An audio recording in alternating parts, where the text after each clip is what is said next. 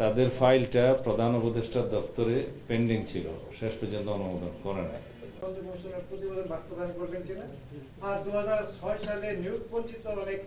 আমরা এটার জন্য আরেকটা বোধহয় তদন্ত কমিশন গঠন করার কথা বলেছি, আমাদের প্রতিশ্রুতি আছে, আমাদের ইশতেহারের মধ্যে আছে যে আমরা বিডিআর গঠনটা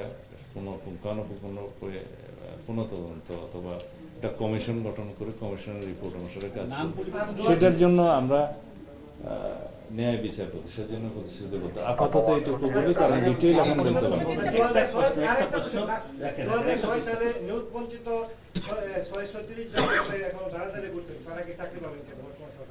অবশ্যই পাবে। তাদের ফাইলটা প্রধান উপদেষ্টার দপ্তরে পেন্ডিং ছিল, শেষ পর্যন্ত অনুমোদন করে নাই।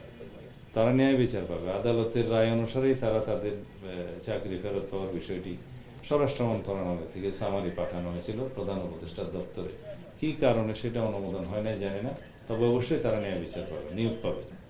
মানে মন্ত্রী এক সেকেন্ড একটা কথা, মামলা প্রত্যাহারের বিষয়ে একটা কথা বলছে, পিছন থেকে একটা সাংবাদিকের কথা বলছে, যারা ছাত্র হত্যার সাথে জড়িত এবং যেসব সাংবাদিকরা উৎসাহিত করছে, এবং শেখ হাসিনার আমলে যেসব সাংবাদিকরা নানাভাবে মানে শেখ হাসিনাকে খুনে উৎসাহিত করছে, এইসব সাংবাদিক কিছু জেলে আছে, কিছু এখনো বাইরে আছে।